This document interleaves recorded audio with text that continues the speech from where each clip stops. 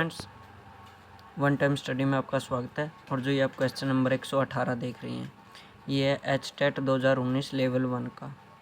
इसकी आप हिंदी और इंग्लिश दोनों स्टेटमेंट रीड कर सकते हैं। इसमें हमें इसका डायगोनल और एरिया दे रखा है, लेंथ पूछ रखी है रेक्टेंगल की। हिंदी में बताऊं तो आयत का विकर्ण 25 सेंटीमीटर दे रखा है, क्षेत्रफल 168 सेंटीमीटर दे रखा है और आयत की लंबाई पूछ रखी है। तो हम यहाँ पर इसको सोल्व करते हैं। ये हमारा रेक्टेंगल है, आयत है, और ये हमें इसका विकर्ण दे रखा है 25। ठीक है, अब हमें ये और ये साइड नहीं पता, तो मान लेते हैं ये लंबाई है x, ये चौड़ाई है y।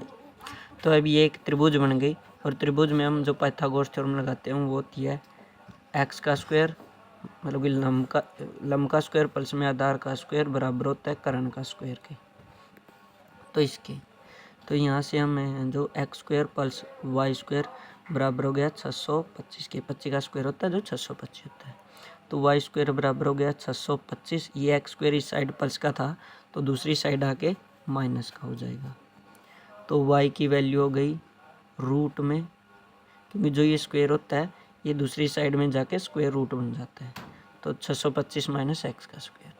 अब हमें क्या दे रखा है, आयत का क्षेत्रफल दे रखा है 168 सेंटीमीटर। आयत का क्षेत्रफल क्या होता है, लंबाई गुणा चौड़ाई बराबर होता है क्षेत्रफल के। तो क्षेत्रफल की कितना दिया हुआ है 168। तो ये एक्स की value as it is, Y की जगह पे हम ये वैल्यू रख देंगे। तो ये जगह रूट 625 माइनस एक्स का स्क्वायर बराबर 168। तो अब दोनों साइड स्क्वायर करेंगे, तो स्क्वायर करेंगे तो इसका स्क्वायर, यहाँ पे इसका स्क्वायर। तो इसका स्क्वायर करेंगे तो ये हो जाएगा एक्स स्क्वायर, और ये स्क्वायर करेंगे तो ये ख़त्म हो जाएगा, जो स्क्वायर रूट है वो ख़त्म हो जाता है। तो यहाँ पे आ गया ये 625 माइनस एक्स का स्क्वायर, और इसका स्क्वायर करा है तो 168 की 168 के साथ मल्टीप्लाई। ठीक है, तो यहाँ से हमारा एक हीट एंड ट्रायल मेथड से हम इसको सोल्व कर सकते हैं। हीट एंड ट्रायल मेथड क्या है, पहले हम एक्स की जगह पे 31 रखेंगे, 31 रखेंगे, इसको सोल्व करेंगे और इन दोनों की मल्टीप्लाई के बराबर आ जाता है तो हमारा आंसर ये हो जाएगा। फिर हम अगर नहीं आता तो 24 रख के देखेंगे। तो इसमें अगर हम 24 रख दें तो ये इन दोनों की मल्टीप्लाई के बराबर आ जाता है, अगर हम एक्स की जगह पे 24 रखें। तो एक बार सोल्व करके देख लेते हैं। तो ये कितना है, एक्स का स्क्वायर है, तो इसका मतलब ये 24 का स्क्वायर है, और 24 का स्क्वायर इसके साथ मल्टीप्लाई में है, इस साइड में आके किस चीज़ का हो जाएगा, डिवाइड। तो वह यहाँ से हमारा आंसर आ रहा है जो 2 आ रहा है। मैं इसको प्रूव कर रहा हूँ एक बार।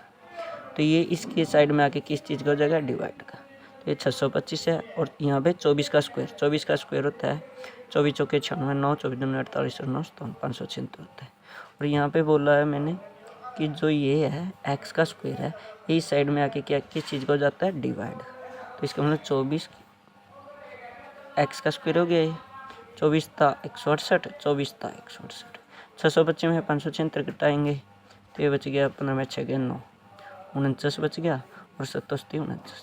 तो इसका मतलब अगर हम एक्स की जगह पे 24 पुट कर दें तो हमारा आंसर सही आ रहा है।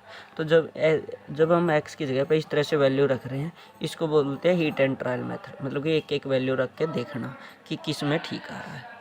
तो कुछ क्वेश्चन इस तरह से आसानी से ठीक हो जाते हैं। दूसरा तरीका भी है इसको द्विघात समीकरण के रूप में सोल्व करने का। जब हम एक्स स्क्वायर की 625 के साथ मान लो मल्टीप्लाई करवाएंगे तो ये हो जाएगा 625 एक्स स्क्वायर, और एक्स स्क्वायर के साथ मल्टीप्लाई करवाएंगे तो ये हो जाएगा एक्स की 4, और 168 के साथ मल्टीप्लाई करवाने पर मान लो कुछ वैल्यू आ जाती है यहाँ पे। तो अब हम एक्स स्क्वायर को कुछ भी मान लेते हैं, जेड मान लिया, तो ये हो गया 625 जेड, और ये हो गया जेड का स्क्वायर और ये वैल्यू। तो ये एक द्विघात समीकरण बन जाएगी, क्वाड्रेटिक इक्वेशन। अब हम उसको सोल्व करेंगे तो अब जाके हमारी वैल्यू आ जाएगी।